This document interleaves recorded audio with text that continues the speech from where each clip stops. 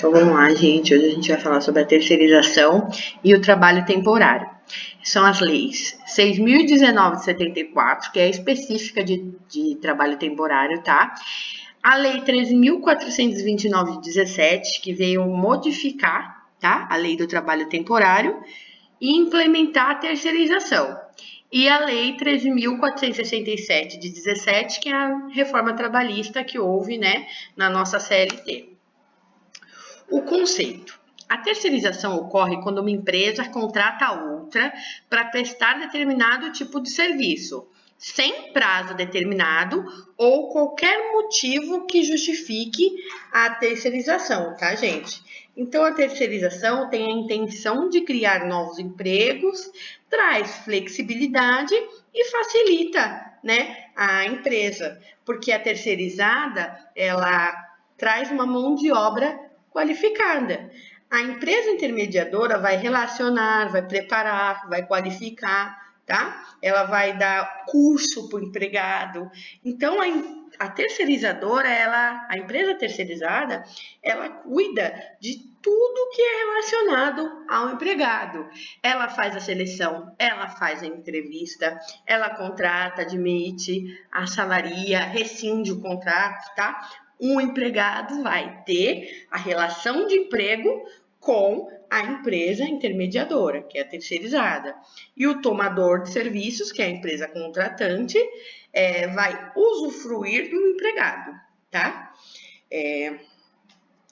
A terceirização foi recentemente com a atualização da Lei 6.019 de 74, dentre ao qual trouxe as seguintes novidades sobre a terceirização.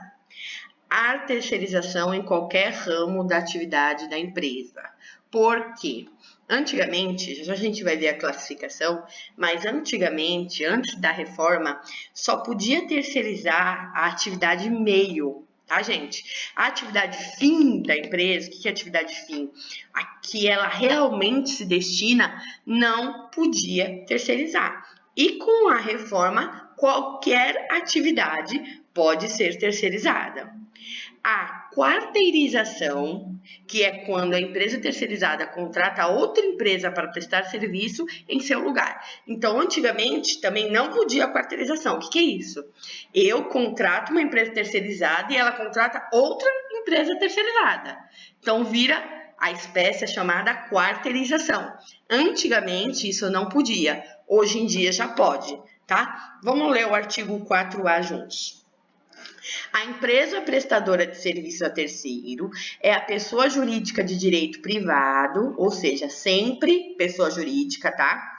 Destinada a prestar a contratante serviços determinados específicos. Por que aqui uso o termo direito privado? Porque uma empresa de direito público jamais vai poder ser uma empresa terceirizada, tá, gente? Ela pode contratar, mas ela jamais pode, uma administração pública jamais pode se prestar a terceirizar algum serviço dela, tá? Só se ela contratar a empresa. Deu para entender? Então, vamos lá. Direito privado, por quê? Porque empresa de direito público só pode ser a empresa tomadora. Jamais ela vai poder ser a empresa que é a terceirizada, tá, gente? A empresa prestadora de serviço contrata, remunera, dirige o trabalho realizado por seus trabalhadores ou subcontrata outras para realização desse serviço. Então tá, a empresa prestadora de serviço contrata, então ela aqui tá meio que o conceito de empregador, né? Contrata, remunera e dirige o contrato realizado por seus trabalhadores. Ou aqui a gente está falando sobre a quarteirização. Subcontrata outras empresas para realização de seus serviços, tá? Não se configura vínculo empregatício entre os trabalhadores ou sócios da empresa prestadora de serviço, qualquer que seja o seu ramo, e a empresa contratante, tá? Então, não configura vínculo empregatício entre o empregado e o tomador, tá? O empregado, ele tem o seu vínculo com a empresa intermediadora. Classificação. A terceirização pode ser permanente ou temporária. Esta é adotada para atender uma demanda eventual, ou seja, quando é temporária é uma demanda eventual, como autorizada pela Lei 6.019/74, um trabalho temporário, ou aquela para atender uma necessidade contínua da empresa, ocorre com os vigilantes. Então, se eu tenho uma terceirização permanente, ela é por tempo indeterminado. Ela vai vigorar até a rescisão, tá? E se eu tenho uma temporária, é para algum serviço específico, que ela é regulada pela lei de contrato temporário, tá? Ela é restrita a uma atividade. Podem ser ainda a terceirização de atividade fim, aquela em que o serviço subcontratado se insere na atividade principal do tomador, ou atividade meio. O que significa isso? Atividade meio não tem nada a ver com o produto final que a empresa produz. É uma portaria, uma limpeza, um transporte, tá? Eu tenho uma empresa de peça, eu tenho uma empresa que produz peça. E a faxineira pode ser terceirizada, a portaria terceirizada, o transporte terceirizado e a pessoa que fabrica a peça também pode, mas aí é caracterizado como atividade fim, que estão envolvidos com o produto final da empresa, tá? Podem ser por fim voluntária ou obrigatória. Na terceirização obrigatória, a lei impõe a contratação por uma empresa intermediadora de serviço, por sua especialização ou qualificação, como ocorre com os vigilantes. Os vigilantes, eles são uma hipótese de terceirização obrigatória. Por quê, gente? Porque eu preciso de uma empresa intermediadora que qualifique os vigilantes. Por quê? Porque eles podem fazer uso de armas. Então, quando a lei ela criou-se a lei de vigilantes, obrigatoriamente, para a contratação de vigilantes, eu preciso de uma terceirizada.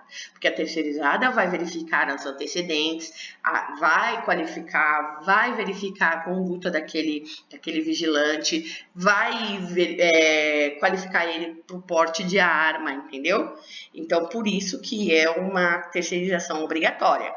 E a terceirização voluntária é aquela em que o empregador escolhe se quer ou não terceirizar, desde que esteja de acordo com os requisitos e hipóteses da lei que a gente vai ver a seguir, tá? Então, qualquer empregador pode escolher terceirizar. Eu posso ter uma empresa sem empregados.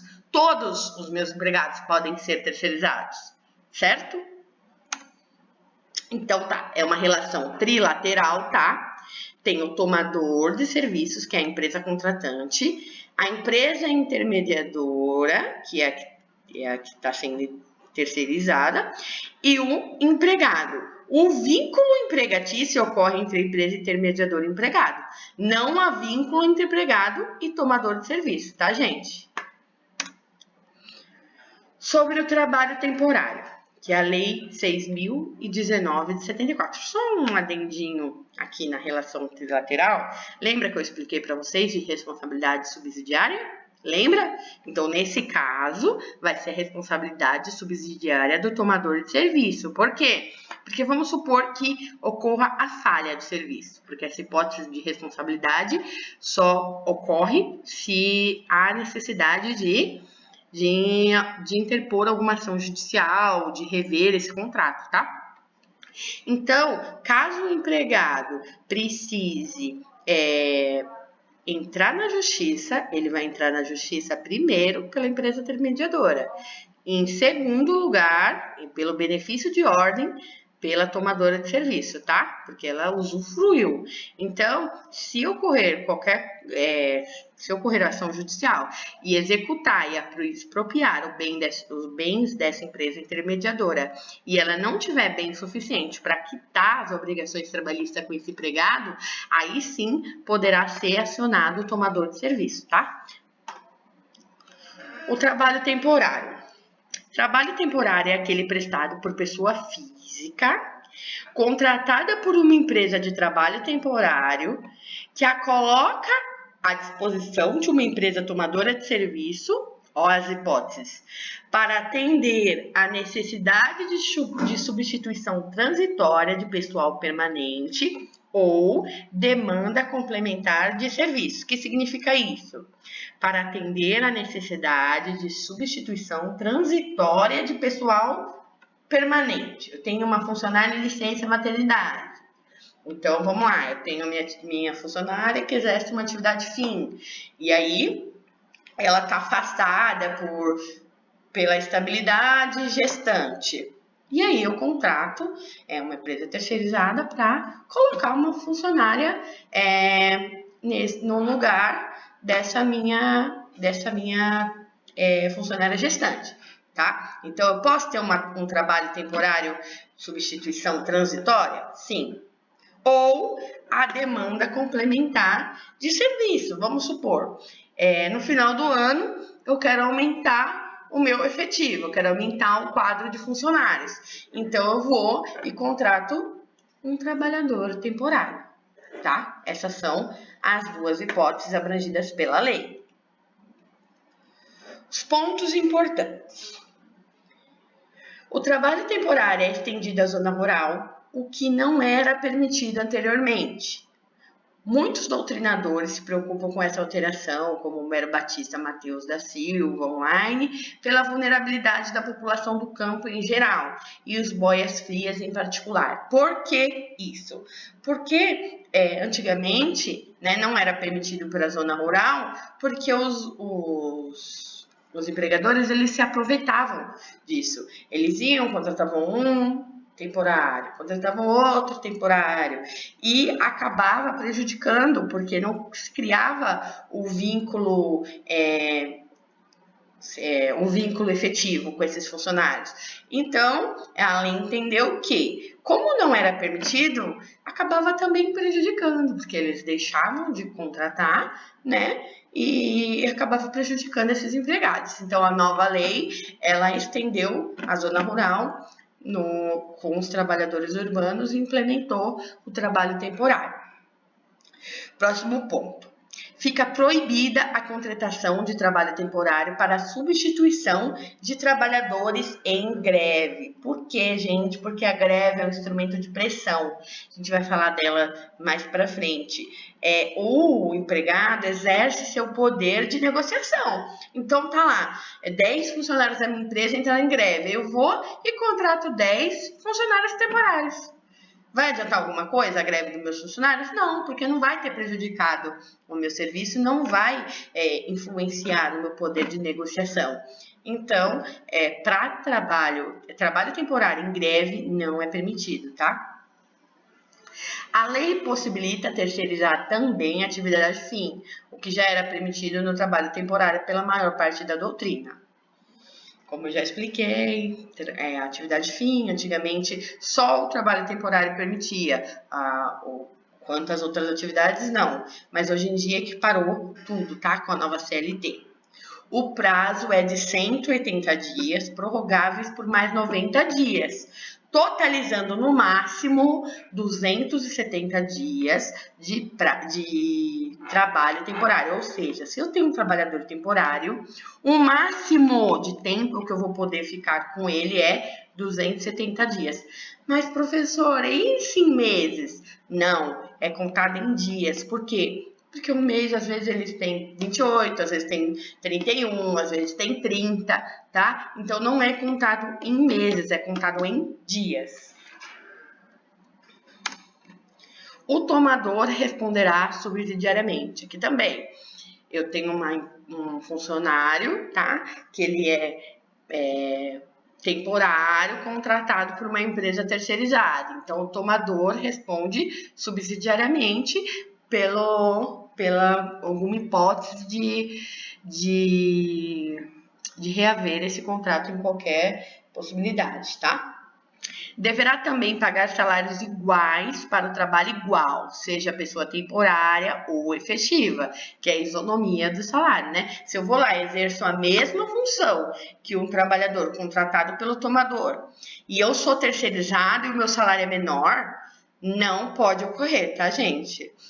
Existe a isonomia salarial, então, se eu exerço a mesma função que o B, eu tenho que receber o mesmo valor de salário. Não se aplica ao trabalhador temporário contrato pela tomadora de serviços de experiência. Então, não existe contrato de experiência no contrato temporário. Por quê? Porque já dura pouco, já tem o limite de 270 dias. Então, não há necessidade de experiência, tá, gente? O trabalhador temporário somente poderá ser colocado à disposição da mesma tomadora de serviços em novo contrato temporário após 90 dias do término do contrato anterior. Então, vamos lá. Se eu tenho, acabou meu contrato agora, cumpriu 270 dias, eu só posso voltar para aquela empresa novamente após 90 dias do final desse contrato. Se meu contrato durou 30 dias, só posso voltar a prestar o serviço daqui 90 dias, tá? Acabou o contrato, só posso utilizar aquele mesmo funcionário após 90 dias do fim do contrato, tá, gente? Uma atenção aqui. Quanto à administração pública, ela só responde de forma subsidiária quando houver negligência no tocante à fiscalização da Lei 8.666 de 93, tá? Então, vamos lá. Se eu tenho uma escola e eu contrato uma terceirizada para prestar serviços para aquela minha escola municipal, eu, administração pública. E aí, essa terceirizada deixa de cumprir as obrigações com os funcionários. Quem responde de forma subsidiária? A administração pública. Então, se a empresa não tiver dinheiro para me pagar, quem paga? A prefeitura, tá? A prefeitura. Então, vamos lá. Se houver fraude na terceirização, a responsabilidade passa a ser direta. Lembra, sempre, em regra, ela é subsidiária, porém, sempre que houver fraude, vai ser solidária. Então, eu coloco na justiça tanto a empresa terceirizadora, intermediadora, quanto a tomadora de serviços, que no caso é a administração pública, tá, gente? O artigo 4A traz o conceito de terceirização, que a gente já leu lá no começo, mas é muito importante esse artigo porque ele traz as características, ele traz o conceito, considera-se prestação de serviço a terceira a transferência feita pelo contratante, a transferência, ou seja, eu passei para um terceiro a execução de quaisquer das suas atividades, quaisquer das atividades da empresa podem ser terceirizada, inclusive a atividade principal. A pessoa jurídica de direito privado, lembrando que não é público,